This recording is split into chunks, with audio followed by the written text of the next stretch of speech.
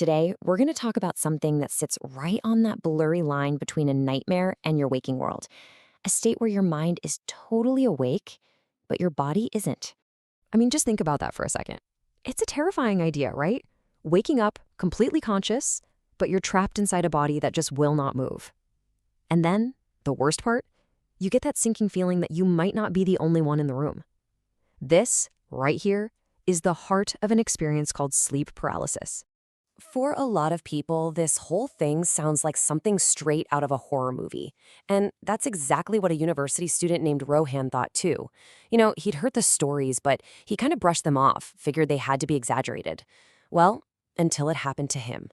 It all started pretty quietly. After a really long night of studying, Rohan woke up. He could see his bedroom, the dim light making all the familiar shadows. But there was this cold, overwhelming sense of dread that just washed over him, telling him something was very, very wrong.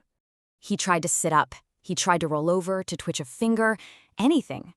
But nothing. He was completely pinned down, like an invisible force was holding him in place, a prisoner in his own bed. And you can imagine, the panic really started to kick in. His only link to the world, his only bit of control, was his eyes.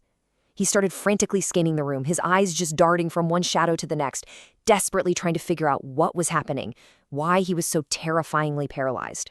And that's when, in the middle of his room, a figure just seemed to materialize out of the shadows. A woman standing perfectly still. His mind was racing. Who is this? How did she get into his locked room? He watched as this figure in a black dress just glided towards his bed. He tried to scream, but not a sound would come out. Then he felt a cold touch on his forehead, a sensation that was chillingly real.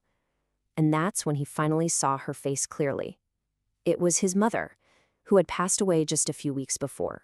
Now, as absolutely horrifying as Rohan's experience was, here's the thing. He's not alone. These waking nightmares are a shared phenomenon, and the visitors that show up in the shadows often have these common, terrifying themes.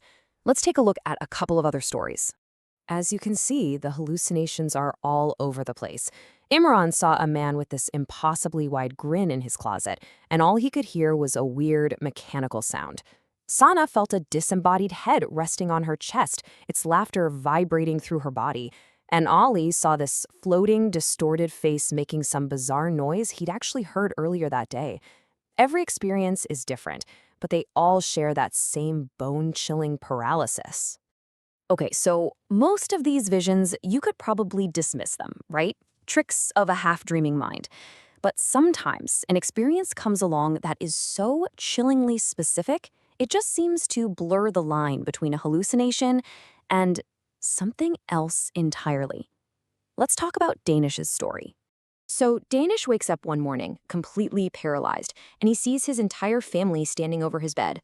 But they looked wrong. They were unnaturally tall, distorted, and they were all crying. A few days later, a real-life tragedy strikes. He gets into a serious car accident. And as he's lying there in his hospital bed, he looks up, and he sees his family standing over him, crying in the exact same way he had witnessed in his vision. So, what is going on here? I mean, are these supernatural encounters? Premonitions? Or is there a perfectly good scientific explanation for these waking nightmares? Let's switch gears and dive into the clinical perspective to see how this all connects. This whole phenomenon actually has a name: sleep paralysis. And as you can see, the official definition is a state where you're aware, but you can't move or speak. And as we've definitely seen from these stories, it often comes with some really vivid and frightening hallucinations. So, what's happening in your brain? Well, it really all comes down to timing. Normally, your brain and your body wake up together in sync. But with sleep paralysis, there's a disconnect. Your mind flips on, it becomes fully conscious, while your body is still locked in a paralysis that's normal for dream sleep. Let's break this down even more. It all starts in REM sleep. That's a stage where you have your most vivid dreams. Now, as a pretty useful safety feature, your brain releases chemicals that paralyze your body. It's called REM atonia. And it's there to stop you from, physically acting out your dreams. But sometimes your conscious mind wakes up before that paralysis switch gets turned off. And that's the result. Your waking, conscious brain and your dreaming brain are both active at the exact same time. This overlap is what causes your dream images to literally spill out and superimpose themselves onto the real world around you. This neurological explanation, it makes sense, right? It's a glitch in the system, a misfire in the waking process. But here's the thing. That logical, clean explanation feels completely and totally disconnected from the profound, visceral terror of the actual experience. And medically speaking, the consensus is really clear. The experience, while absolutely terrifying, poses no actual physical danger. It's considered a benign, if, deeply unsettling phenomenon. When you boil it down, it sounds so simple, doesn't it? A biological misfire. Just a little leak between the world of sleep and the world of being awake.